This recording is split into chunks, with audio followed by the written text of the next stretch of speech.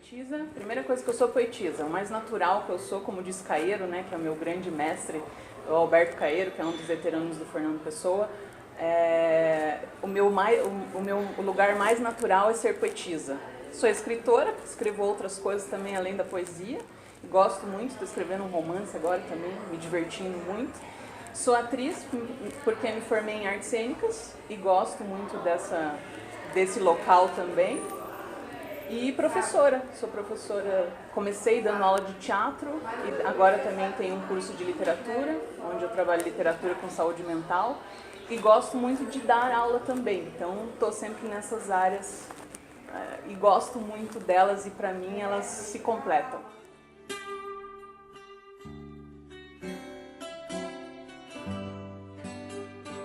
Como desde sempre, a escrita para mim sempre foi um escape, né?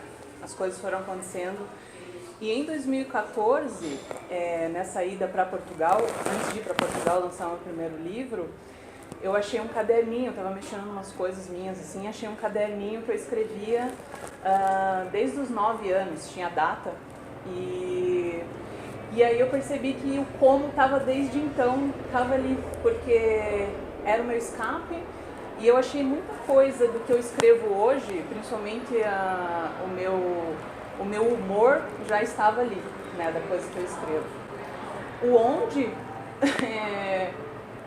onde eu acho que é bem, eu consigo me achar bem no teatro, por exemplo, porque antes do teatro eu não me achava, sabe essa coisa de não tenho os amigos exatos, as pessoas não me entendem. E aí quando eu cheguei no teatro, acho que a primeira aula que eu fiz, eu falei, nossa, acho que encontrei as minhas pessoas, né? Encontrei a minha galera. E esse foi o meu onde. A partir dali começou a se desenvolver todas as outras coisas também. Porque é isso, né? Eu acho que não tem muito um porquê. As coisas elas vão se resolvendo nesse porquê mesmo, e eu sempre vou encontrando um outro porquê, né? O teatro, a escrita sempre esteve comigo, mas depois do teatro a escrita se renovou na minha vida. Dentro do teatro eu escrevia também para teatro, e a partir de 2014 com o livro eu acho que a coisa se pendeu mais para a escrita, mas estou sempre em todas essas áreas, então o porquê eu estou sempre encontrando uma coisa nova para esse porquê. Vou para um lugar sem dono, onde seja dono dos meus pés e caminhe até sua boca. Vou pegar esse avião, dar olá às estrelas, pegar a lua para você, atravessar o Atlântico, ser dono de mim e do seu mais singelo olhar.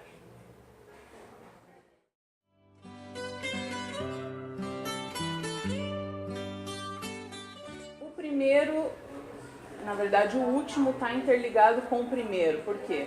Porque o primeiro ele passou num concurso em Portugal, por causa disso eu fui para Portugal, né? Cheguei numa cidade que é Porto, norte de Portugal, me apaixonei por essa cidade e lançando o Johnny Depp, conhecendo a minha editora, conhecendo as cidades, eu fui conhecendo Portugal também e me apaixonando por aquele país que me tocou muito, assim, me toca muito, né?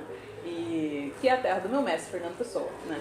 E aí, o terceiro livro, quando eu voltei para o Brasil, eu comecei a escrever esse terceiro livro, que é em homenagem a Portugal e a Fernando Pessoa. Eu faço uma ligação dos heterônimos, cada parte do livro é uma ligação dos heterônimos do Fernando Pessoa com cidades. Então, por exemplo, o primeiro capítulo, né? Ele é com Bernardo Soares, que é um lisboeta, ligado à cidade de Lisboa. O segundo capítulo é com o Ricardo Reis, que é um portuense ligado à cidade de Porto. Então eu vou fazendo esse tipo de narrativa. Então o terceiro livro só existe por causa do primeiro, né? Porque eu fui para lá, só existe por causa disso. O segundo é em homenagem a Monet, se chama Pinturas para Claude, em homenagem ao pintor Claude Monet. E ele é enfim, não está ligado aos outros dois, mas faz parte desse meu recanto Europa, Brasil, ele tem essa ginga também. Eu acho que os três têm essa coisa dessa ligação Europa-Brasil, sabe? que é um pouco da minha vivência. Que é um pouco da minha vivência, não, né? É a minha vivência. Então eles estão interligados assim, mas o primeiro e o terceiro são completamente ligados. É tão triste estar em Lisboa e é tão triste não estar em Lisboa. Sinto uma tristeza desmedida do Chiado até o bairro Alto. Uma melancolia me chega à boca em cada manhã. Mudo de casa e não de olhos. Não penso em nada e penso em tudo. Ódios pela cidade e minha tristeza reflete. Ando ali e lá e não perco nenhum começo.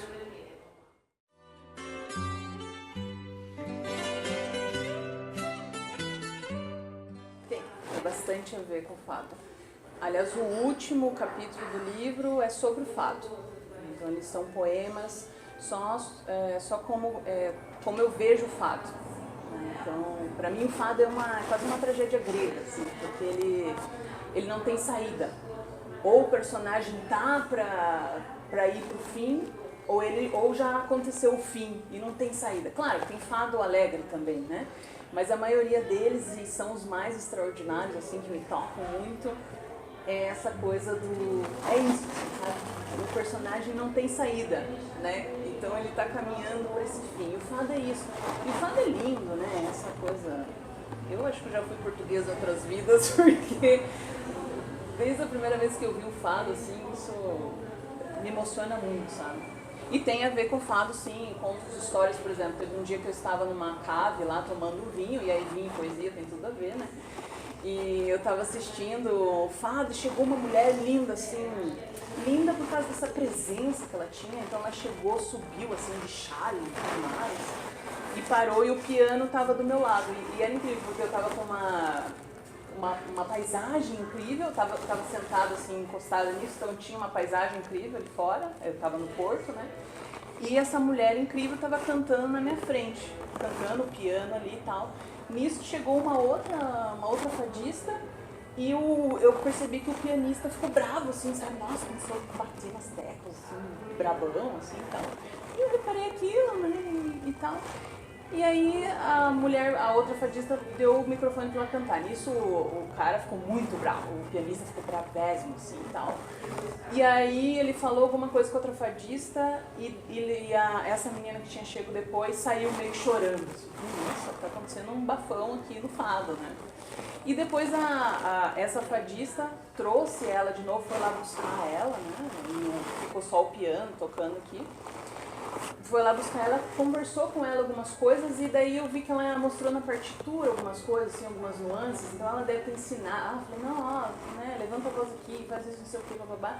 E depois essa aprendiz veio e cantou lindamente, assim, eu quase chorei e tal, não sei o que e tal. E aí estou falando disso porque isso virou uma poesia, né? E várias coisas que eu vi no fado viraram poesia. Porque eram histórias assim que eu estava vendo, estava na minha cara pedindo se escreva sobre isso.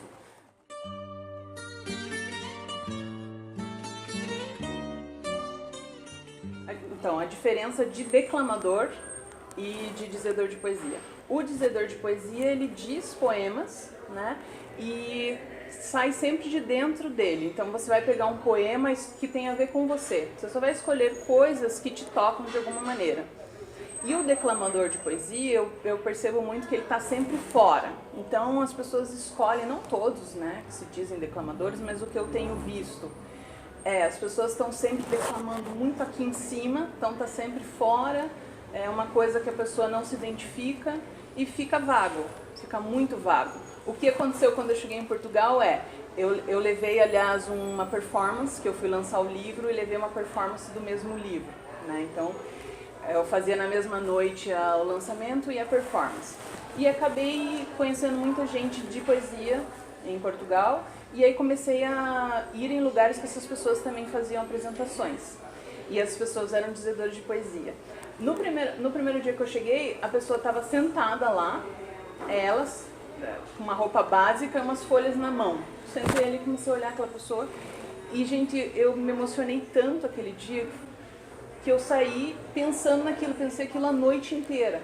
era só o cara dizendo o que ele sentia, ou então ele escolheu aquele poema porque fazia sentido para ele, falou de dentro dele e aquilo fez sentido para mim, claro, e para todos que estavam ali prestando atenção nele por isso. Então o dizedor de poesia é esse cara que diz poemas que fazem sentido para ele. Nunca conheci quem tivesse levado porrada. Todos os meus conhecidos têm sido campeões em tudo. E eu, tantas vezes reles, tantas vezes porco, tantas vezes vil, eu tantas vezes parasita, indisculpavelmente sujo, eu que tantas vezes tenho sido paciente e sem saída não chego. Eu que tantas vezes tenho sido ridículo, absurdo, que tenho enrolado os pés publicamente nos tapetes das etiquetas, que tenho sido grotesco, mesquinho, submisso e arrogante, que tenho sofrido enxovalhos e calado, que quando não tenho calado, tenho sido mais ridículo ainda. Eu que tenho sido cômico, as criadas de hotel, eu que tenho sentido o piscar de olhos dos moços de fretes, eu que tenho feito vergonhas financeiras, pedido emprestado, sem pagar, eu que tenho ido a todos os lugares sem ir, para fora da possibilidade, eu que tenho sofrido a angústia das pequenas coisas ridículas, eu verifico que não tenho par nisso tudo neste mundo. Toda a gente que eu conheço e que fala comigo nunca teve um ato ridículo, nunca sofreu enxovalho, nunca foi senão um príncipe, todos eles príncipes na vida. Quem me dera ouvir de alguém a voz humana, que confessasse não um pecado, mas uma infâmia, que contasse não uma violência, mas uma covardia. Não, são todos o ideal, se os ouço ou me falam. Quem há neste largo mundo que me confesse que uma vez foi vil, ó príncipes, meus irmãos, arre, estou farto de semideuses. Onde é que há gente no mundo? Então, só sou eu que sou vil e errôneo nessa terra. Poderão as mulheres não os terem amado, podem ter sido traídos, mas ridículos nunca. E eu, que tenho sido ridículo, sem ter sido traído, como posso eu falar aos meus superiores, sem titubear? Eu que tenho sido vil, literalmente vil, vil no sentido mesquinho e infame da vileza.